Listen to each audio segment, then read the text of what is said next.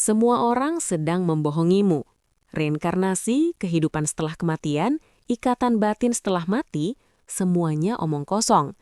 Kebenarannya adalah, kamu sebenarnya tidak bisa mati, dan kamu juga tidak akan pernah benar-benar mengakhiri hidup yang penuh penderitaan ini. Kedengarannya gila kan? Tapi di hadapan mekanika kuantum, kematian mungkin hanyalah ilusi yang sebenarnya tidak pernah ada. Ini disebut keabadian kuantum.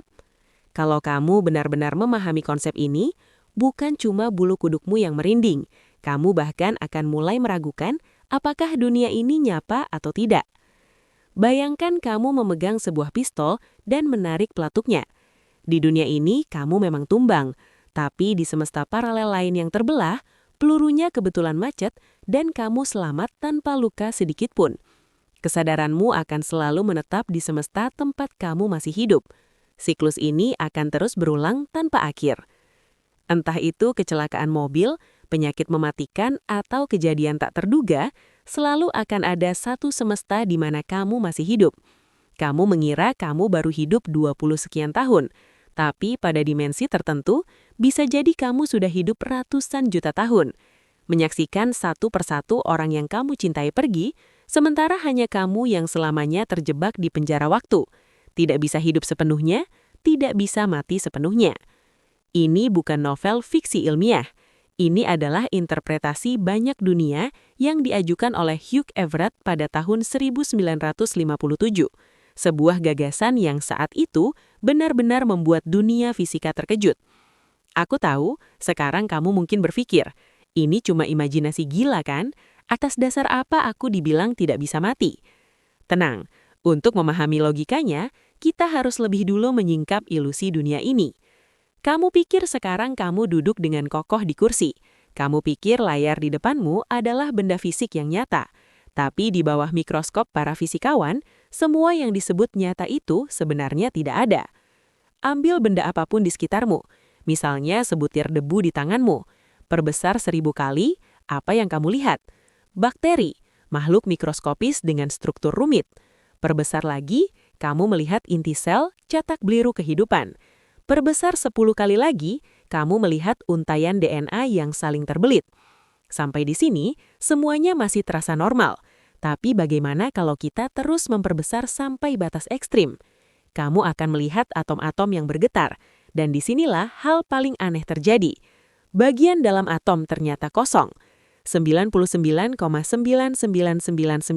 atom adalah ruang hampa.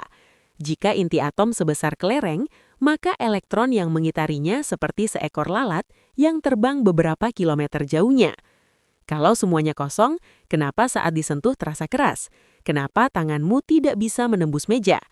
Itu sebenarnya hanyalah gaya tolak-menolak antar elektron yang menipu persepsimu. Intinya sederhana, kamu tidak pernah benar-benar menyentuh apapun. Yang kamu rasakan hanyalah gaya. Dan unit terkecil penyusun dunia ini, elektron, foton, dan partikel sejenis, sama sekali bukan bola kecil yang patuh aturan seperti yang kamu bayangkan. Mereka adalah sekumpulan orang gila sejati. Disinilah kita harus menyebut eksperimen yang membuat Einstein gelisah sampai akhir hidupnya, dan membuat Feynman berkata bahwa tidak ada seorang pun yang benar-benar memahaminya. Eksperimen celah ganda. Eksperimen ini dianggap oleh banyak orang sebagai petunjuk kuat keberadaan semesta paralel dan juga sebagai momen pertama manusia mengintip kode sumber Tuhan yang tampaknya mengalami bug. Sederhananya, para ilmuwan menembakkan foton satu persatu melewati 2 celah sempit dan menangkap hasilnya di layar belakang. Secara logika, jika kamu melempar batu ke 2 pintu, dinding seharusnya menunjukkan 2 bekas, bukan? Namun yang muncul justru pola garis terang dan gelap yang saling berselang-seling seperti gelombang air.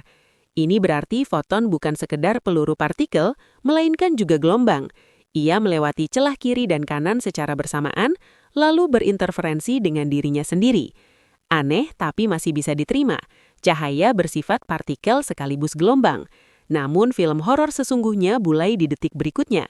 Para ilmuwan tidak puas. Mereka memasang kamera di dekat celah untuk melihat bagaimana foton bisa melewati 2 celah sekaligus. Dan tepat saat kamera dinyalakan, seolah-olah foton tiba-tiba memiliki kesadaran, menyadari bahwa kita sedang mengamatinya. Pola interferensi di layar langsung hilang, digantikan oleh dua garis sederhana, seperti partikel yang patuh. Selama kamu tidak mengamatinya, ia berada di dua tempat sekaligus. Begitu kamu melihatnya, ia langsung memilih satu posisi untuk ditampilkan kepadamu. Coba pikirkan betapa mengerikannya itu.